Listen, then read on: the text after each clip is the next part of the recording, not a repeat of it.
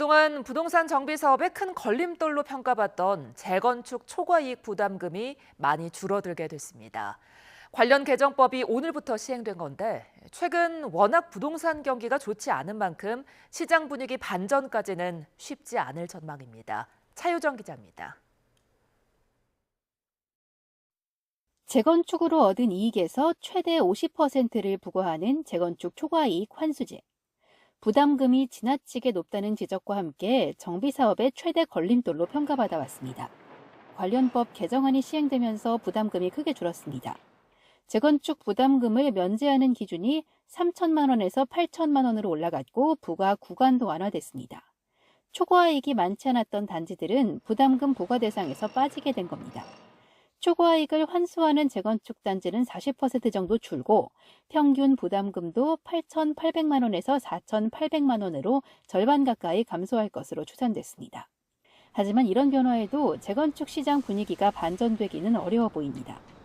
원자재 값이 여전히 비싼 데다가 부동산 경기가 워낙 침체해 재건축 사업성이 떨어졌다는 평가가 많기 때문입니다. 게다가 고금리 상황도 계속되며 초과 부담금 완화만으론 시장이 활기를 찾기 힘들 전망입니다. 이제 재건축을 추진하는 조합원 입장에서는 어느 정도라도 부과한다는 데 의미가 있기 때문에 이게 완화된다고 해서 재건축이 활성화되거나 또는 가격이 오르거나 그러지는 않을 거라고 봅니다. 재건축 초과이익 환수 자체에 문제가 많은 만큼 폐지를 주장하는 목소리도 적지 않습니다. 재건축으로 얻은 이익이 아직 발생하지 않은 미실현 이익인데도 과세하는 건 문제가 있고 부담금 자체가 형평성에도 맞지 않다는 겁니다.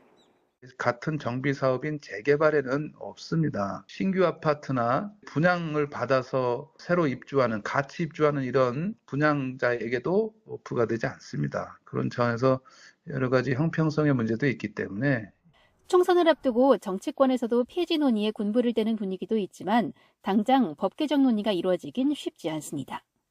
개정안이 5달 안에 부담금을 부과하도록 하는 만큼 이르면 올해 상반기 중에는 부과받는 단지가 나올 전망입니다. YTN 차유정입니다.